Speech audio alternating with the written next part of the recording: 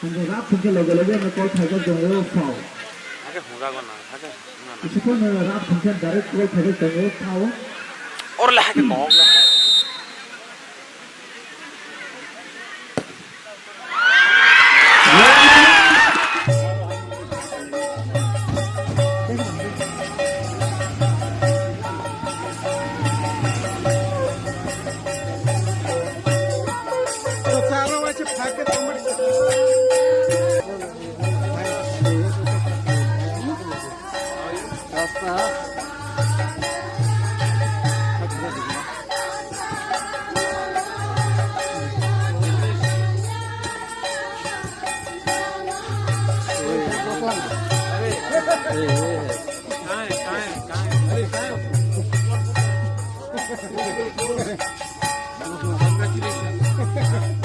आप मेसी का फैन हाँ मैं भी मेसी का फैन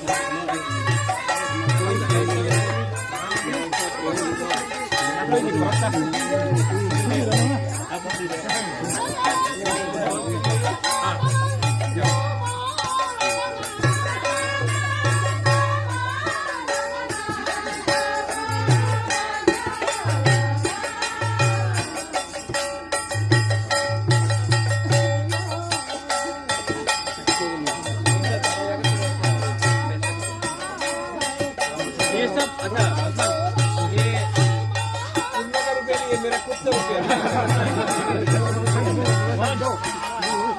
रुपया